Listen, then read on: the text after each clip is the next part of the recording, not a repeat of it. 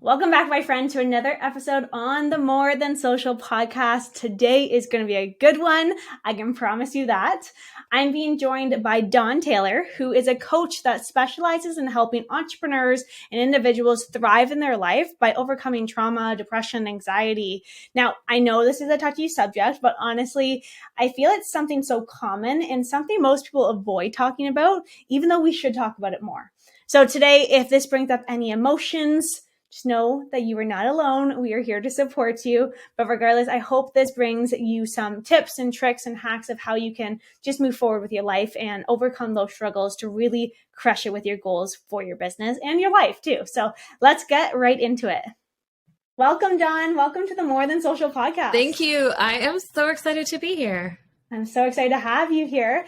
Now, to begin the episode, why don't you give our listeners just a quick insight into who you are and how you got into coaching in the first place? I am known as the ass kicker hope giver. I am, which I know is not always appropriate, but I am a trauma specialist that also works with a lot of business owners on what's working, what's not working, and how to fix things in their businesses. And so much of that comes from their trauma responses, from their filters, from how they were raised, what's gone on in their past. And so, yeah, that is my biggest passion. And got into it from a place of not wanting to help people. As funny as that sounds, I had a life full of trauma from anything and everything you could possibly imagine, from suicide attempts, eating disorders, sexual abuse, abandonment, drug addiction. Like, I'm talking all the things. And a brain aneurysm in grade 12, like all of the craziness had happened. And I had hit a point in my own life where therapy wasn't working. And I couldn't seem to get the answers that I needed. So I set out to figure out how to heal my own brain. And people always laugh and go, you need a better story. And I'm like, no, because it's actually legitimately mine. But it was about, how do you actually scientifically heal a brain? How do things actually affect you? What are like the raw, real, honest parts of trauma and pain and things that we've gone through, and how they neurologically, emotionally, like in every area of our lives affect us? And so as I was doing a lot of training, because that's where I was finding, answers on how to heal my own brain, people started asking for advice because they were watching how I was dealing with my own hurt and pain and trauma. And that's really where it started. And so one day it was my husband and my best friend were like, good grief, stop going for coffee dates with people nonstop and start a business doing this. You have more certifications than most people. And so, yeah, that's why I got here. And I just have a passion. I just love people. At the end of the day, I just love people and seeing them heal. Amazing. And it's interesting that you started without wanting to help people, but just on that own transformation that you went through. You learned a lot, and now here you are helping a lot of other people. Right? I always say I did it backwards. Most people are like, I want to help people. I'm going to go to school. So then when people ask me about my training, right? Because I think someone added it up at one point. It's over 1,200 hours of certifications and trainings and all these things that I'm like, well, yeah, because I was trying to heal my brain. And they're like, but you have such weird certifications and training. And I was like, but it's because I didn't have like a business avatar in mind. Or I didn't have any of those things in mind. It was like, this is my life. These are my traumas. These are my situations. How do I heal those? But yes, it has turned into an amazing business that I love. Amazing. I mean, from a coaching perspective, I feel you can't help other people if you're not healed yourself. Right? Okay. Can you just say that really loud for the people in the back? That is like my biggest pet peeve is when people haven't healed their own trauma. I talked to someone this week about it and they were like, yeah, sometimes I cry when people tell me their stories. And I was like, what? And they're like, what? And I was like, you can't do that. That makes their story scary and it's hurting you. And now you're unsafe. This is why your clients aren't coming back to you. Yeah, you definitely have to heal yourself and you got to be that confident. You have to be that shoulder to lean on versus letting your own stuff come out. 100%. And I mean, but doesn't that show up in every single business? Yeah. And right? in life and business and anything, it's always going to show up. Totally. You have to learn how to heal it and manage it. Now, I find like this topic of just traumas, depression, anxiety, like things that people go through, I feel like a lot of people, they hold it in and they don't want to talk about it out loud, even though I feel like it's becoming a little bit more of the norm, especially since COVID. I feel like just mental health in general has been exposed 100%. a little bit more. But like from a business aspect side of things, if someone is holding on to a lot of trauma, whatever the case it may be for them, how are you finding that actually harms their business or harms them being able to move forward with their goals? So many different ways. Honestly, the number one is how they even interact with the people around them. So, you know how like little kids just have like honest, true emotions? Like if they're angry, they just let it out and they're angry. If they're sad, they just like cry and they're hysterical and sad. But if they're laughing, like the whole world wants to laugh with them because it's so raw and real and honest and pure. Well, as we get older and as we become jaded and as we start to lose control over an emotion, so someone who's say like super scared of being angry or someone who's super scared of like any emotion because it's hurt them in the past or they don't feel like they have control over it, what happens is it just turns into like a pressure cooker. Right? And if anyone has ever used a pressure cooker or they've used an Instapot or any of those things, like there's a reason there's a release valve, right? It's like you have to release the steam before you take that lid off or you're going to blow up your house kind of idea, right? Like you have to. And what I see often with people is they don't have a release valve because they're not talking about it, because they're never having a healthy way to release the anger or the hurt or the pain or whatever. They just yank the lid off. Right? And then it's the shrapnel of that affects everybody around them. Right? So that's one of the biggest ways is then they erupt and they snap or they bite or they go after the people around them or they lose it or they damage a relationship with somebody because they don't actually have a healthy way to cope and deal with those emotions. But the second thing is we all have feelings we would do anything to avoid. Unworthy, rejection, not enough, failure, not seen, not heard, whatever it is, whatever they are for you. And we all have our own, but we will go against our morals, our ethics, our values. We will destroy ourselves. We will destroy the people around us. Like we will self-sabotage to death to not feel those feelings, right? So in a situation, and I always use this as like the easiest example is like your salesperson that won't return a phone call. Right? And it's like, why am I scared to return a phone call? Why am I scared to have confrontation? Why am I like, what is wrong with me? Right? And it's because we are scared of being rejected. So we'll reject first. We are scared of failing. So we just won't even try because then we can't fail. And all of that is so tied to what's happened in our lives. Right? But with that anxiety and the depression, the first thing is anxiety is an interesting one. It's typically the emotion that everybody says for any uncomfortable feeling these days. They're angry or they're anxious. Mm-hmm. Those are like the two that you hear all the time. And I always ask people, feelingswheel.com, seriously, go look at it. Because if you start in the middle of all those emotions and like work your way out, figure out what you're actually feeling. Because often it's not that you're feeling anxious or anxiety. Feelingswheel.com. Okay. It's amazing. It's an amazing resource for people. It's not mine. I don't own it. It's just a random website with this wheel. I don't know. And everyone uses it. It's brilliant. But often it's not actually an anxious thing that you're feeling. You're overwhelmed. You're stressed. You're exhausted. You're feeling inferior. You're feeling taken advantage of. There's all these other things that are actually your true emotions. And guess what? Those you can fix. Those you can actually deal with, right? If you're overwhelmed, you can hand stuff off to someone. You can take something off your plate. You can, put in some extra hours. You can go through and figure out what you need to get off your schedule. But the minute we attach this like, no, I'm anxious, well, then what do you do with it, right? So that is one of the first things that I always look at with clients. But even with the depression is, what is it you're scared of? What is it we're trying to run away from?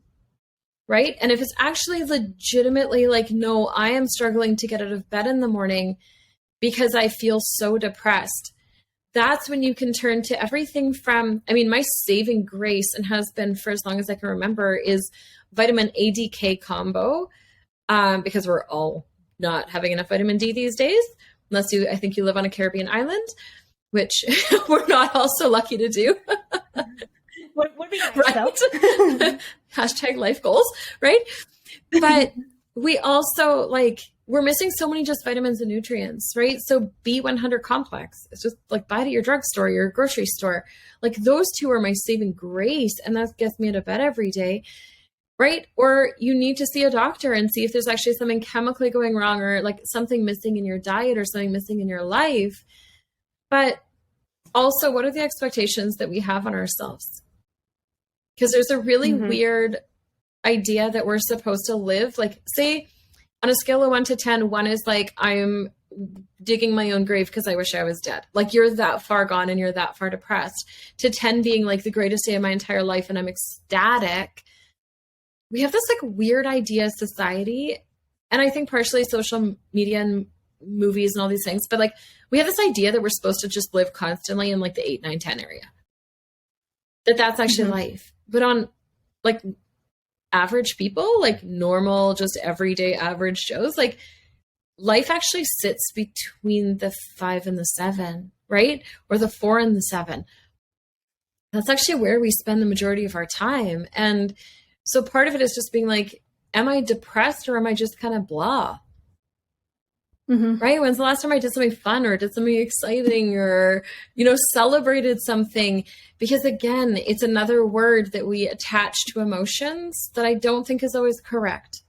So it's really, really coming back to figuring out where you really are, not just using a word to put a bandaid over it. 100%. Because everywhere you look, right? I was talking to someone the other day and they're like, how are you doing? And I said, in society's eyes, I'd be feeling anxious. And they're like, okay, but how are you really doing? Because I'm very honest and vulnerable about what's going on. And I said, honestly, this week, I'm just feeling overwhelmed.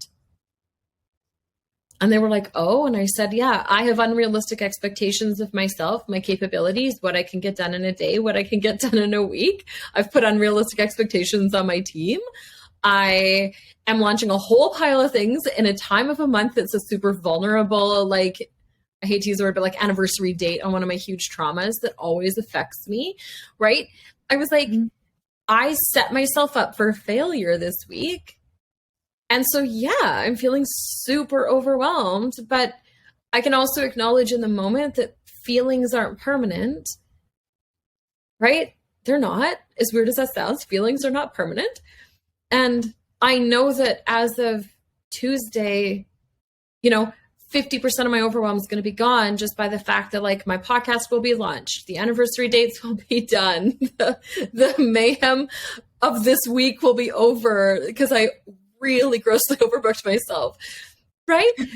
But then you can actually look at it and not allow your emotions and feelings to control you, but then you control them.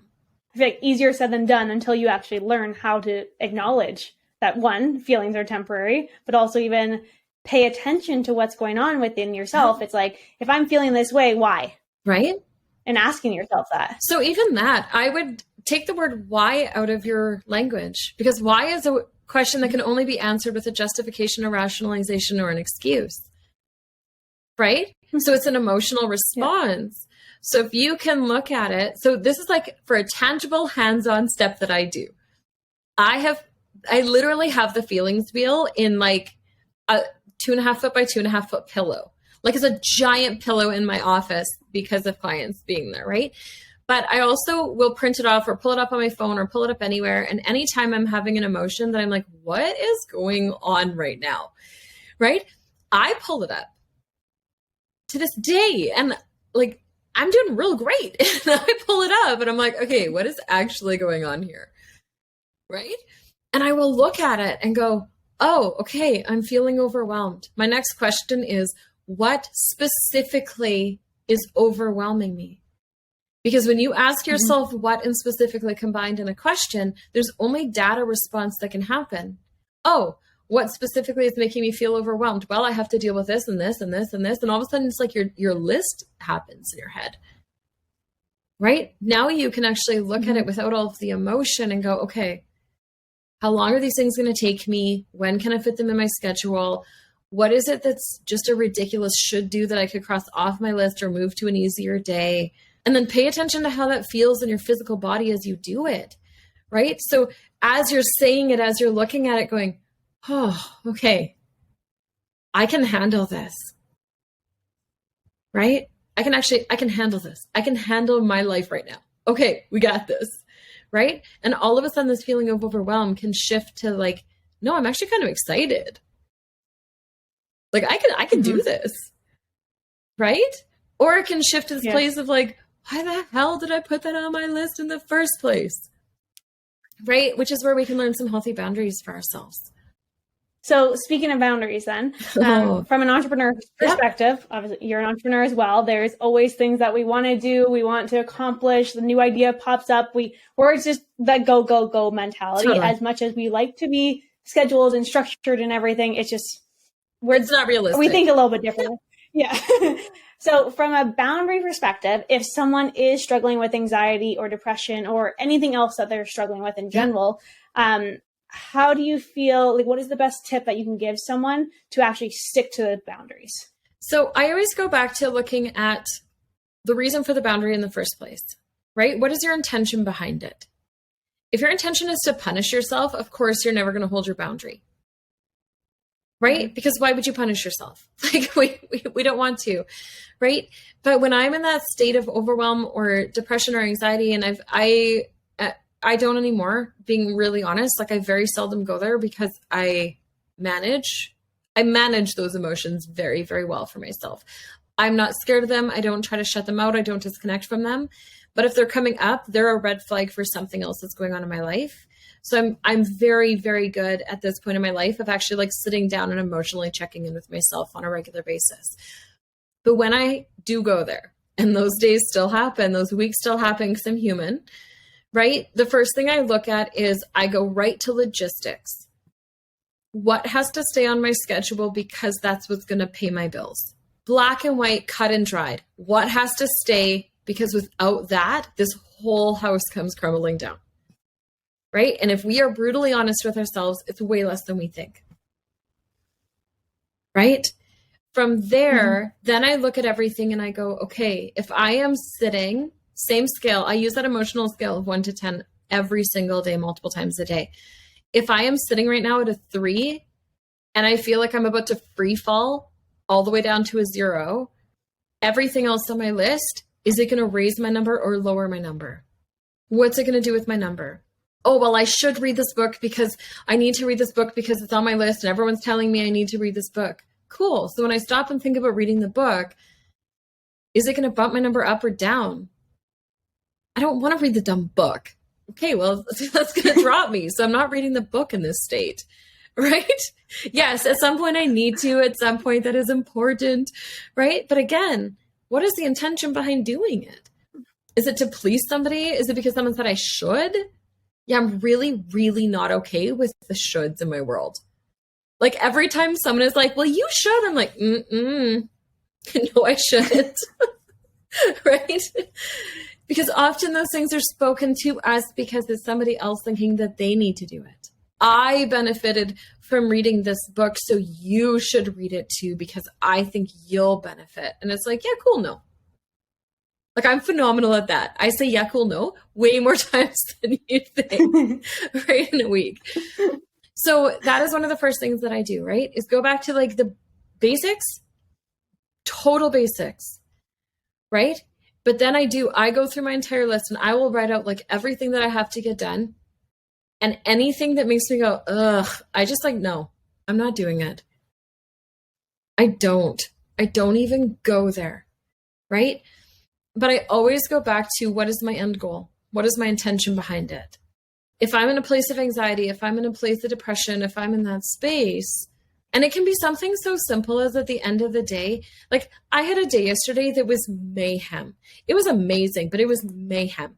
Like I was awake when my husband got up at 4:30 in the morning and I went back to back 911 clients because it is a service I offer to scheduled clients, to meetings, to like, it was nuts. I'm talking from like 4:30 in the morning. My last client walked out the door at 8:30 at night. Jeez, that's a long day. Long ass day, right? And I'm a trauma specialist. Yeah. So I'm not talking like easy day. Like it was a heavy, long day. So what is the first thing that goes through my head? My husband had walked in the door and I'm like, oh, I have to make dinner. in that moment, that felt like you were asking me to climb Mount Everest. But then I stopped myself and I was like, okay, what is my intention behind making dinner right now? Like, what is the urgency of me having to cook something? To make him happy? He doesn't care. He knows I had a long day, right? And it always goes back to like, what was my intention behind it? And then is this actually something that's going to, feed me, fuel me right now in a positive or a negative? And I was like, no, I'm probably going to go into the kitchen and I'm going to rage cook dinner because I'm tired and I'm done. And I just want to sit on my couch and binge watch a silly TV show and take a deep breath and answer the 45 emails that came in during my crazy day. Right? So I looked at him and I was like, can we just go grab something? Or just eat leftovers? And he's like, yeah, I'm fine with that. Right? So it's like giving yourself permission to do that. So for me, it's looking at my boundaries and going, if I'm setting a boundary, it's to protect me, not punish anyone else. Right? And the second is like, unless I have a really clear, good intention on it, I'm never going to keep it. So get rid of it. But then how do you, so I feel like a lot, like I liked how you said, get rid of, I should do this. And like, that shouldn't be a big thing. But I feel like a lot of people were so accustomed to that. 100% like we do what we're told. How do you let that go in a way that's like, obviously you can say to yourself, well, I'm doing it for me. But in the back of your head, I feel like because we're so accustomed to that, how do you just let that go? So the questions I ask myself on that are, is me not doing it? Like, am I going to harm somebody? Like mentally, emotionally, physically, spiritually, financially, am I going to actually harm somebody by not doing a should? Probably not. One of the ways that I find to release some of those things is to actually make them ridiculous. Because when things seem logical and like, well, no, that makes sense in our brains, it's really hard to release them. So if you can like blow it up and make it absolutely ridiculous, you're like, okay, yeah, no, that's actually the dumbest thing ever. Why am I doing this? Right? Like that just seems really silly. Can you give an example of that one? So making something ridiculous, anything. So should. Okay, so I remember after my mom passed away and I got a call from a family member going, hey, so you're going to make pajamas for all the boys for Christmas, right? So that was my mom's thing. My mom would make pajama pants for all the grandsons, her son-in-laws, her son, and my dad. Every single year for Christmas, they got a new pair of pajama pants.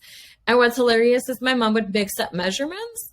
So somebody's would be like 4 times too wide and someone else's would be like 3 times too long or short. Like it was hilarious. And every year it was like, how much is mom going to screw up the pajama pants this year? But everyone loved the pajama pants. So my immediate gut response, right, being a people pleaser, was like, oh yeah, no, I should do that. Yeah, okay. So I said yes. I was like, yeah, I should. And then I got the, you should really do this. And I was like, oh, I should do this. Yeah, I should. And then I sat down and I actually like mapped it out. And I was like, okay, so what has to happen for me to do this? What has to happen for me to do this? And I started laughing. Like, number one, I have to learn how to sew, which is a bit of a problem. Number two, I have to track down 3, 4, 5, 6, 7, like 7, 8 people's measurements. I have to find fabric that matches all their personalities because these are the expectations that everybody else has put on this infamous pajama sewing expedition. Like all of these things. And then I mapped out all of the hours it was going to take me to do it, all the money that was going to have to go into it, and all of these things. And then I was like, this is where I went with my brain to make it ridiculous. This was my mom's thing. So if I am now going to take over all of my mom's things while she was alive, do I have to actually be everyone's mom? Like, do I have to do that? So do I also, right? Do I have to buy all the presents? Do I have to so I went totally ridiculous with it because I was like, well, obviously now I'm mom. Like, are you going to call me mommy? Like, do I get to be called grandma? Like I went seriously, Lisa would have died. I went like so ridiculous with it in my head. And then in that moment, I was like, it doesn't actually make any sense. Like no part of this makes any sense that I would take on this, this ridiculous project that has nothing to do with me. And so I texted them, my sister and my sister-in-law, and I was like, no pajamas, go to Walmart and buy some. And they were like, what? And I was like, I'm the one out of the three of us that doesn't sew. Like, why would I take this on? Right? And so, yes, that's a ridiculous one. But I also, last time somebody was like, wow, Dawn, you really need to learn Enneagram because that would make our conversation so much easier. Okay, we've all had these conversations with someone where they make these little remarks, right? And so the shame, right? The shame game inside was like, idiot, why don't you know Enneagram? How much have you like harmed this person because you don't know Enneagram? So I sat down on my computer and I Googled personality tests. And I was like, okay, so if I have to learn one, then I have to learn all of them because every single person I'm going to talk to in my entire life is going to have a totally different one that they need me to have. Well, seriously? Like anybody could think of that and be like, that's ridiculous. There's no way that one person can learn every single personality test that's used worldwide for every single person and know every single aspect of it. Well, no, that's my expectation of me. Right? Like that makes it ridiculous. Yeah. It's really actually diving deep into what actually this means and does it entail, and then kind of blowing it. I don't want to say blow it out of proportion, but it does make it ridiculous.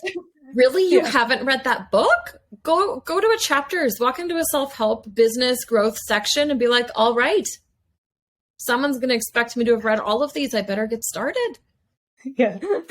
Like, that's funny. Like it's these silly things, but when you look at it in that way, how many books do you have on your list or have you bought that you're like, oh, I have to read that because someone said I should?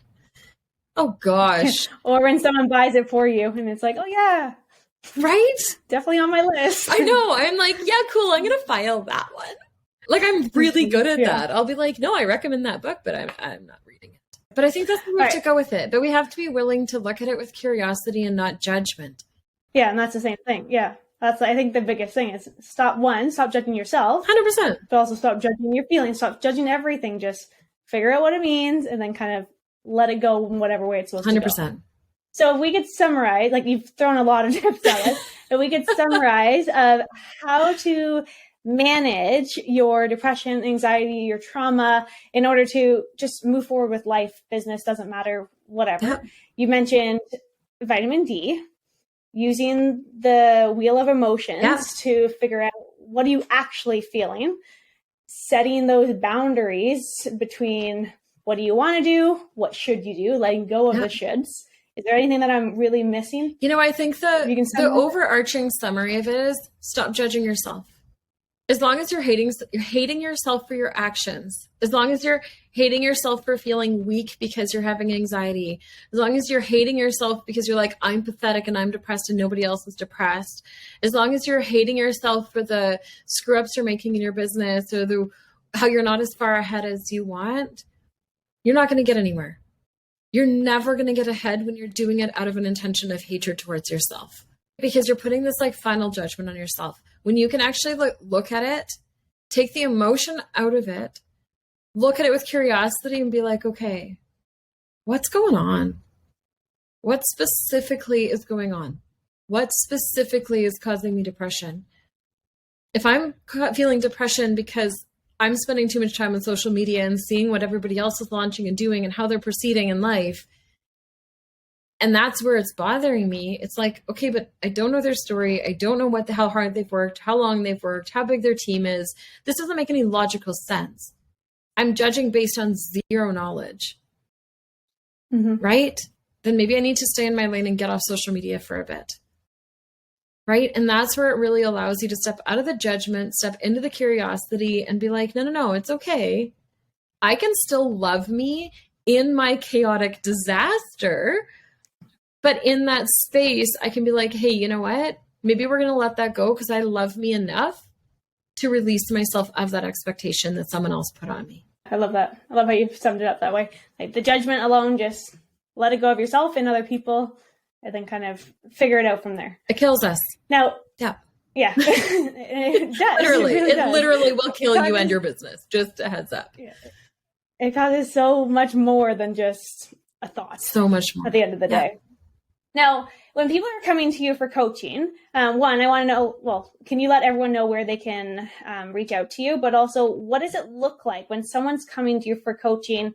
Do they already know that they have specific trauma or depression, anxiety, or are they coming to you because they know something's wrong and now you're helping them dig deep? Like, what does that all look like? Total combo. So my website is thetaylorway.ca.